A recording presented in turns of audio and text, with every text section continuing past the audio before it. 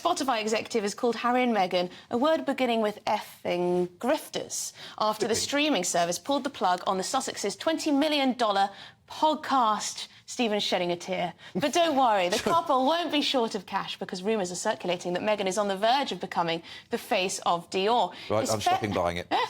It's fair to say Spotify's head of podcast innovation, Bill Simmons, is not a fan of the royal couple, previously stating he was embarrassed to be associated with the Duke through their shared employer. But are Harry and Meghan grifters? Joining me now is royal commentator Richard Fitzwilliams. Richard, thank you very much indeed for joining me. This is quite an intervention from this chap at Spotify. Damning.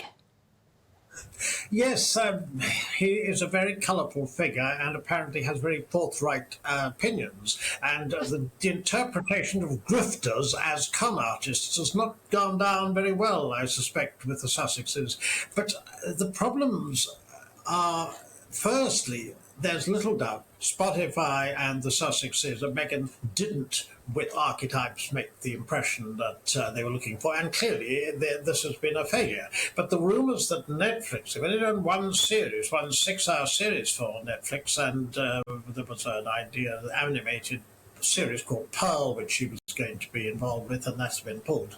And if that's worth some $100 million, if that deal comes apart, they really are in trouble. And there are all sorts of rumours that we hear a possible one of the faces of Dior, Harry Emanuel, who's the William Morris Endeavour agency, Meghan's agent. He is very well connected, so expect something dramatic, but of course I'm not absolutely certain what. Well, I had the displeasure of listening to the entirety of the Spotify podcast, or at least most of it, and it was just so patronising. It was all about how Meghan is a victim in all these different ways. She says she was talking about women in general, but she certainly wasn't. It was about Meghan, and it was just a little bit boring and just so predictable. It was the same sort of vacuous conversations that you hear from, you know, the most woke issues you could possibly imagine. It just wasn't a great podcast. But do you think, when it comes to the fact that they can no longer potentially sell information about the royal family, is there anything else they have to offer? Well, this is the big question. This is precisely what is exercising them with the Spotify problem, with conceivable difficulties with Netflix. And with the fact also the Random House book deal, I mean, this was supposed to be, or been talked about, 4 books, so Meghan could write her memoirs, Harry could have the other 400 pages he didn't put into spare, and of course he could write his early childhood too, but hopefully none of that will happen. We simply don't know. But yes, it's very definitely possible that at some point she could go into politics, or some point there could be some reconfiguration of the brand, and there could be a whole lot more offers, because this is what she's hoping with her new agency. So it's a question of waiting to see whether Netflix perhaps do close the deal in the way they would not wish, and if that's the case, what can the agency pull out for them, because they do, as you say, it's this problem of endlessly attacking the royal family and the fact that they get so much mileage. But the facts are, however, anything they do is absolutely fascinating the planet still. The so-called catastrophic car chase in New York, look at the publicity surrounding that. Anything to do with Harry in court, for example. So that's very true. They've all everything to play for.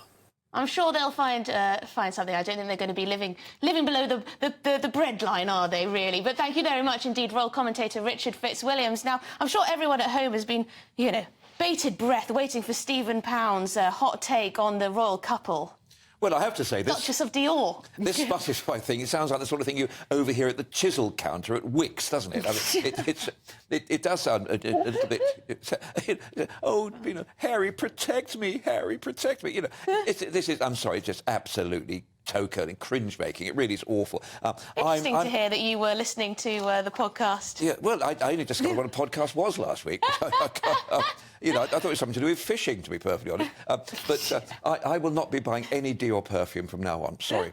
You're boycotting Dior. What about you, Claire? I'm so fed up of the whole saga. I have listened to none of the podcasts, so I'm glad you have on our behalf. And I did it so you and our viewers do not have to. Exactly. You took one for the team. And I'm just fed up. If they want to go and live their life in Montecito, go live your life in Montecito. I don't need to see a programme about it. I don't need to have the patronising childcare points being given to me by Meghan, who has a lot of money and a lot of help around her. So, no. Just go and live your life and leave us be. You know what's extraordinary? Do you know, I never thought I'd say this, but I'm actually starting to have some retrospective sympathy for Edward VIII and Wallace Simpson. Go on, then, tell me. The previously abdicating royal. Because, you know, OK, he went off and governed Bermuda and he had certain sympathies with certain regimes that we don't talk about. But the main thing is they then lived in Paris, they kept their heads down and they're very quiet. And they lived there for about 30 years. And they behaved with a certain amount of dignity. And I think, wouldn't it be lovely if that word dignity could somehow be injected into this unhappy couple's lives?